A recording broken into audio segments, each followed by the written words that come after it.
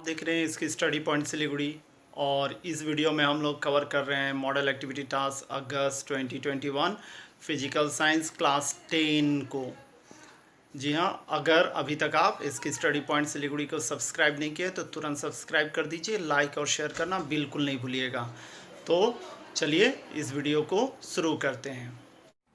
आप अपनी स्क्रीन पर इंग्लिश और बांग्ला में क्वेश्चन पेपर देख रहे हैं। चूँकि वेबसाइट पर हिंदी वर्जन का क्वेश्चन अवेलेबल नहीं है, जैसा कि आप जानते हैं, इसीलिए इसकी स्टडी पॉइंट सिलीगुड़ी आपके लिए, सिर्फ आप लोगों के लिए हिंदी में क्वेश्चन को रूपांतरित करके उसका सॉल्यूशन लेकर आए हैं। तो चलिए बिन समय गंवाएं शुरू करते हैं और ध्यान से देखिएगा। हिंदी वर्जन किया हुआ क्वेश्चन और इंग्लिश को मिलाकर आप तैयारी करते जाइएगा। लिख कर तैयार कर लीजिए। कोई भी कन्फ्यूजन होगा तो आप कमेंट सेक्शन में जाकर ज़रूर बोलिएगा। MCQ टाइप क्वेश्चन, उसमें पहला क्वेश्चन जो दिया गया है, देखिए आप अपनी स्क्रीन पर देख पा रहे हैं। इसका सही उत्तर है एसिटिक एसिड। ठीक है, ध्यान से देखिएगा। सही उत्तर क्या है? एसिटिक एसिड है। यहाँ पर आप ध्यान से देखिए, वह यौगिक जो दुर्बल विद्युत विच्छेद्य है, वीक इलेक्ट्रोलाइट है, यह बताना है। ठीक है, वीक इलेक्ट्रोलाइट है। तो आप इस चीज़ को समझ के रखिएगा कि पूर्ण रूपेण विद्युत आवेशित कणों में विभक्त नहीं होता है। ठीक है, उन्हें ही क्या कहते हैं? वीक इलेक्ट्रोलाइट कहते हैं। तो यहाँ पर सही उत्तर होगा एसिटिक एसिड। एसिटिक एसिड मतलब CH3COOH। इसी तरह से और भी है, इसको पहले बता देता हूँ, उसके बाद में यह माइनस हो गया और H+। ठीक है, तो यह इस आयन में यह टूट जाता है, यह वीक इलेक्ट्रोलाइट हो गया। इसी तरह से और एक अगर ऑप्शन रहता आपके पास NH4OH, तो यह भी वीक इलेक्ट्रोलाइट में आता है। ठीक है, तो सही उत्तर आपको पता चल गया कौन सा है। सही उत्तर हो गया आपका ये वाला, एसिटिक एसिड। आगे बढ़ते हैं। देखिए नेक्स्ट क्वेश्चन जो है उसमें देखिए, अमोनिया को सुखाने के लिए उपयुक्त यौगिक कौन सा है, यह बताना है आपको। ठीक है, देखिए इसमें ध्यान से समझिए आप। फॉर्मूला जो टाइपिंग में है वो थोड़ा गलत लिखा गया है। इंग्लिश वर्जन और बांग्ला वर्जन में देखिएगा तो यहाँ पे लिखा है P4O10 लिखा गया, उसको कटिंग करके P2O5 किया गया, फॉस्फोरस पेंटाऑक्साइड। और यहाँ पे सल्फ्यूरिक एसिड है सांद्र, और यह एनहाइड्रस कैल्शियम क्लोराइड है, और यह है कैल्शियम ऑक्साइड। तो सही उत्तर कौन सा है? कैल्शियम ऑक्साइड है। ठीक है, अब देखिए 3 नंबर जो क्वेश्चन है, तापीय चालकता, इसका मतलब होता है थर्मल कंडक्टिविटी, ऊष्मा चालकता। हिंदी में तापीय भी लिख सकते हैं या ऊष्मा चालकता भी लिख सकते हैं। ठीक है, तो ऊष्मा चालकता की ऐसा ही इकाई आपको बतानी है। देखिए ऊष्मा चालकता होता क्या है, यहाँ पर कुछ फैक्ट आप समझ लीजिए, उसके बाद में इसका सॉल्यूशन हम लोग करते हैं। या देखिए हम लोग जानते हैं यह वाला सूत्र, जब आप पढ़ते हैं ऊष्मा चालकता को तो इस सूत्र को आप पढ़ते हैं। ठीक है, तो इसी को अगर मुझे K निकालना है, K मतलब यहाँ पे ऊष्मा चालकता, थर्मल कंडक्टिविटी। ठीक है, तो यहाँ पे क्या हो गया, QD हो गया, क्रॉस मल्टीप्लाई कर दिए, यहाँ पर A, यहाँ पे चेंज इन टेम्परेचर। ठीक है, और यहाँ पे T मतलब टाइम हो गया। अब यहाँ पर जब यूनिट्स इसका लीजिएगा तो देखिए K का यूनिट जूल में आता है। ठीक है, और इसको अगर हम लोग लेंगे तो डिस्टेंस क्या में आ जाएगा? मीटर में आ जाएगा। ठीक है, और एरिया क्या में हो जाएगा? मीटर स्क्वायर में। टेम्परेचर किस में लीजिएगा? SI में, तो केल्विन। ठीक है, और टाइम हो गया सेकेंड। तो यहाँ पे देखिए कट गया, कटने के बाद में जब आप लिख रहे हैं इसको तो क्या होगा, देखिए ध्यान से। यहाँ पर होगा जूल, उसके बाद में पर, यहाँ पे देखिए क्या क्या बच गया, इस तरह से बच गया, है ना। तो इसका मतलब हम लोग इसको अगर लिखेंगे इन पावर में, जूल मीटर, पर केल्विन, पर सेकेंड। यह हो गया इसका सही। ठीक है, इस तरह से हम लोग इसको लिखते हैं। एक्चुअल में ही यूनिट है किसका? थर्मल कंडक्टिविटी का, ऊष्मा चालकता का।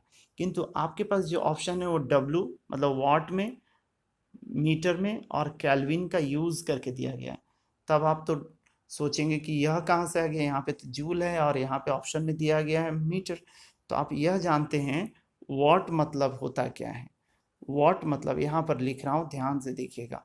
वॉट, हम लोग हीट और इलेक्ट्रिसिटी को मिक्स कर रहे हैं, तो जब इलेक्ट्रिसिटी में आप पढ़ते हैं वॉट मतलब होता है जूल पर सेकेंड।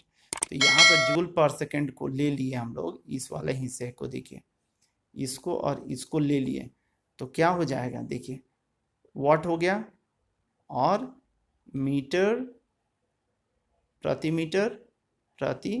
केल्विन। तो इस तरह से, तो किस में है यह? सी नंबर में है यह ऑप्शन। तो आपका यह वाला आंसर इसका होगा।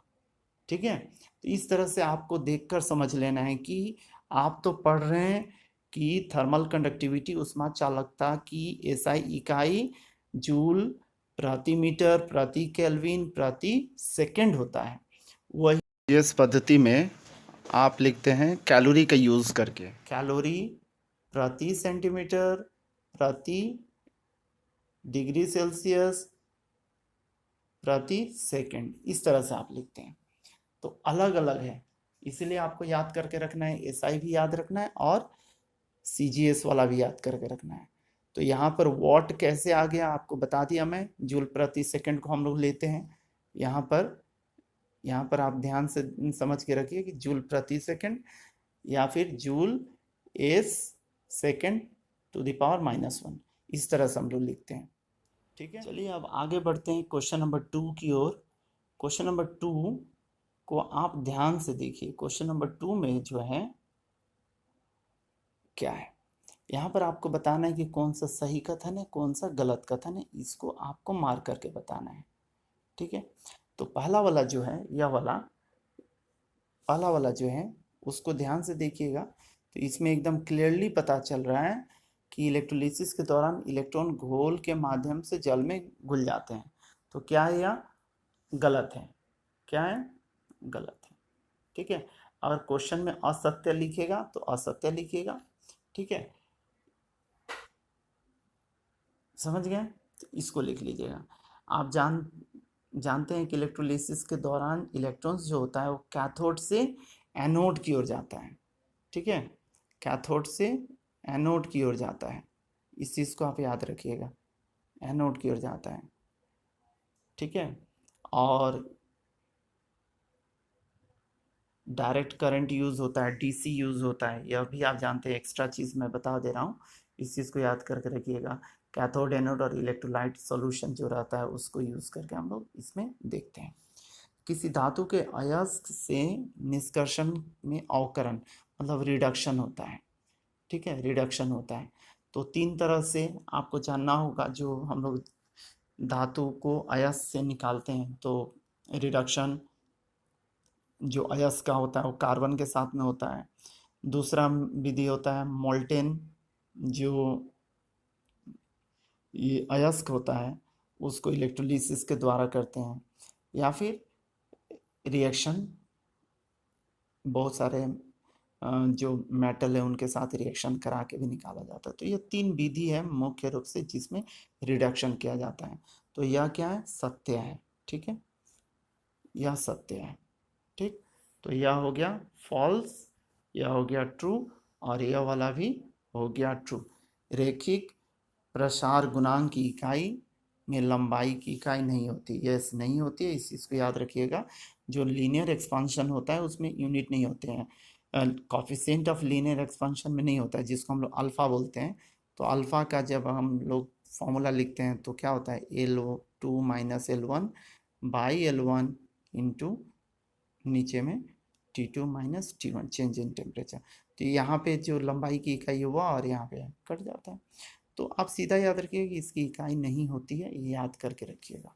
अगर अभी तक आप इसकी स्टडी पॉइंट सिलीगुड़ी को सब्सक्राइब नहीं किए हैं तो तुरंत सब्सक्राइब कर दीजिए, लाइक और शेयर करना बिल्कुल नहीं भूलिएगा।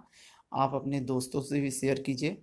और यहाँ पर स्क्रीन पर आप थंबनेल देख रहे हैं, यह थंबनेल देखकर आप अपने दोस्तों को समझा सकते हैं, बता सकते हैं कि इसकी स्टडी पॉइंट सिलीगुड़ी का physical science class 10 model activity task अगस्त 2021 का थंबनेल यह है।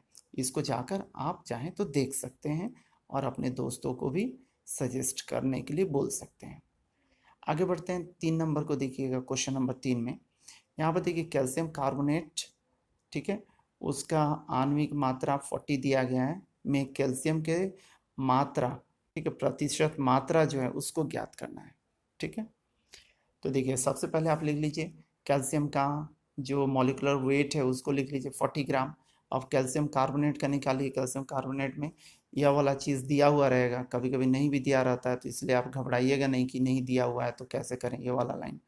ठीक है, कैल्शियम 40 होता है, कार्बन 12 होता है, ऑक्सीजन 16 होता है। तो उस हिसाब से यहाँ पे हम लोग बैठा लिए। देखिए कैल्शियम के लिए 40 लिखे, कार्बन के लिए 12 लिखे और ऑक्सीजन O3 यहाँ पे है, 3 परमाणु है उसका, तो 16 तिया 48, 48 जोड़कर 100 हो गया। ठीक है, तो इस तरह से आप मॉलिक्यूलर वेट या आणविक मात्रा निकाल लिए। निकाल लेने के बाद में आपने क्या किया, यहाँ पर देखिए 100 ग्राम CaCO3 में कैल्शियम की प्रतिशत मात्रा, तो 100 में कितना है, 40 है, तो 100 में कितना होगा, देखिए 100 कट गया तो 40% हो गया। ठीक है, उम्मीद कर रहा हूँ आपको समझ में आ रहा होगा। कोई भी कंफ्यूजन हो तो कंफ्यूजन को दूर करने के लिए आप कमेंट सेक्शन में ज़रूर कमेंट कीजिए और मैं उसको समझा दूंगा आपको कमेंट सेक्शन में ही लिख के। ठीक है, देखिएगा इसमें अमोनिया, सल्फर ट्राइऑक्साइड आदि के औद्योगिक निर्माण में उपयोग किए जाने वाले उत्प्रेरकों को विभाजित करके, ये देखिए फाइनली डिवाइडेड, ठीक है, एकदम बहुत ही महीन करके जो उत्प्रेरक होते हैं, कैटलिस्ट होते हैं, उसको यूज़ किया जाता है। क्यों यूज़ किया जाता है, ठीक है, इस चीज़ को आप समझिए। तो सल्फर ट्राइऑक्साइड का भी निर्माण करेंगे तो भी, या अमोनिया का भी निर्माण करेंगे तो भी, तो उसमें क्यों किया जाता है, हैवर प्रोसेस के द्वारा अमोनिया को निर्माण किया जाता है, संश्लेषण मैन्युफैक्चर किया जाता है, तो उस समय लोहे को उत्प्रेरक के रूप में इस्तेमाल किया जाता है, बहुत ही बारीक इसको रखा जाता है। उसी तरह से सल्फर ट्राइऑक्साइड का जब हम लोग बनाते हैं सल्फर डाइऑक्साइड से, तो उसमें वैनेडियम पेंटाऑक्साइड, ठीक है, तो वैनेडियम पेंटाऑक्साइड को भी V2O5 को क्या करते हैं, उत्प्रेरक के रूप में यूज़ करते हैं। तो आप समझ गए कि अमोनिया और सल्फर ट्राइऑक्साइड, इस तरह से और भी औद्योगिक निर्माण जो भी करते हैं गैसों का, उसमें हम लोग जो भी उत्प्रेरक का यूज़ कर रहे हैं वे बारीक रहते हैं, बहुत ही महीन रहते हैं, फाइनली डिवाइडेड रहते हैं। क्यों यूज़ किया जाता है, इसका क्या कारण है, इसको हम लोग निम्न रूप से नीचे में देखेंगे और समझने की कोशिश करेंगे। ठीक है, देखिए आगे बढ़ते हैं और समझने की कोशिश करते हैं। देखिए सल्फर ट्राइऑक्साइड या अमोनिया की आदि को औद्योगिक निर्माण में उपयोग किए जाने वाले उत्प्रेरकों को विभाजित बारीक अवस्था में निम्न कारणों से रखे जाते हैं। पहला देखिए इंपॉर्टेंट तो यही है, और यहाँ पर भी या नीचे में भी पॉइंट है, उसको भी हम लोग देखेंगे। आप चाहें तो इतना बड़ा लिखना चाहे तो लिख सकते हैं, नहीं तो इसको अपने हिसाब से छोटा कर सकते हैं। किसको छोड़िएगा उसको भी मैं बताने वाला हूँ नेक्स्ट, इसलिए वीडियो को अंत तक देखते रहिएगा, तब समझ में आएगा। उत्प्रेरक को बारीक अवस्था में रहने पर इनका पृष्ठ तल के क्षेत्रफल की वृद्धि होती है। इस कारण प्रतिक्रिया में अणु या परमाणु को अवशोषित होने की संभावना ज़्यादा हो जाती है। इस कारण से हम लोग इसको बारीक रखते हैं। ठीक है, इस पॉइंट को तो आपको लिख ही लेना है। नेक्स्ट देखिए दूसरा पॉइंट जो देख रहे हैं हम लोग हेटेरोजेनियस रिएक्शंस में, इसमें आप ध्यान से देखिएगा, उत्प्रेरक एडजॉर्वेंट्स के रूप में काम करता है, और जो अभिकारक रहता है वो, हिंदी वर्ड को आप छोड़ दीजिएगा, यहाँ पर इस वर्ड को याद करके रखिएगा, एडजॉर्वेंट, ठीक है, के रूप में कार्य करता है। एडजॉर्प्शन जब पढ़ेंगे आप तो उस कंसेप्ट को यहाँ पर लाकर हम लोग इसको एक्सप्लेन कर रहे हैं। ठीक है, इसलिए एक एडजॉर्वेंट्स के रूप में काम करता है और एक एड्सॉर्बेट के रूप में काम करता है। यही इंपॉर्टेंट टर्म है जिसको आपको याद करके रखना है दूसरा पॉइंट में। देखिए, अतः गैसों की उत्प्रेरक प्रतिक्रिया में प्रतिक्रियाशील गैस के अणु धातु उत्प्रेरक की सतह पर अधिशोषित होते हैं। इस प्रकार बारीक विभाजित रहने पर उत्प्रेरक की सतह पर एक छोटे से क्षेत्र में इसके संचय के कारण प्रतिक्रियाशील गैस अणुओं की सांद्रता बढ़ जाती है। तो इस पॉइंट को याद करके आप लिखिएगा। आप चाहें तो सेकंड नंबर पॉइंट को छोड़ भी सकते हैं, किंतु तीसरा पॉइंट को जरूर लिखिएगा। ठीक है, इस पॉइंट को जरूर लिखिएगा। पहला पॉइंट को लिखिए और दूसरा पॉइंट, तीसरा पॉइंट को लिखिएगा। दूसरा को छोड़ सकते हैं आप, किंतु उसमें दो टर्म इंपॉर्टेंट है। ठीक है, मैंने बार बार बोला है, एड्सॉर्बेंट्स और जो रिएक्टेंट्स होंगे जो उसमें हिस्सा ले रहे हैं रिएक्शंस में, उसको एड्सॉर्बेट बोलते हैं। तो एड्सॉर्बेट रहता है, कैटलिस्ट काम कर रहा है एड्सॉर्बेंट्स के रूप में और रिएक्टेंट्स काम करेगा एड्सॉर्बेट के रूप में। तो इस पॉइंट को भी आप चाहें तो लिख सकते हैं, नहीं तो पहला और तीसरा पॉइंट लिख लीजिएगा, काफ़ी है। क्योंकि बहुत बार बच्चे बोलते हैं कि बहुत ही बड़ा आंसर हो गया, तो आपके ऊपर भी निर्भर करता है। मैं तो कोशिश करता हूँ कि जो भी पॉसिबल पॉइंट्स हैं उसको बता दूँ, आप चाहें तो छोटा करके लिख सकते हैं। तीसरा पॉइंट को देखिएगा, कैटलिस्ट के बारीक कण होने के कारण से अधिशोषण के परिणाम स्वरूप अभिकारक अणुओं के में अंतर परमाणु बंध तेजी से कमजोर हो जाते हैं। जो बॉन्डिंग होता है वो कमजोर हो जाता है, टूट जाता है ना, इसके कारण से टूट जाता है। और जो अभिकारकों की उच्च गतिविधि है वह तेजी से होने लगती है, रिएक्शंस फास्ट हो जाता है। ठीक है, तो जो नॉर्मल डालेंगे तो और उसको बारीक करके डालेंगे तो यही डिफरेंस होता है। इसीलिए हम लोग ज़्यादा मात्रा में तैयार करना है तो हम लोग उसको बारीक फाइनली डिवाइडेड करके ही यूज़ करते हैं। तो आप पॉइंट नंबर 1 और 3 को यूज़ कर लीजिएगा, आपके लिए एनफ है ये आंसर। ठीक है, 4 नंबर को देखिएगा। इस मॉडल एक्टिविटी टास्क का ये लास्ट क्वेश्चन है, ध्यान से देख के समझिए, न्यूमेरिकल बेस्ड क्वेश्चन है, इसलिए इसको समझना बहुत ज़रूरी है आपके लिए।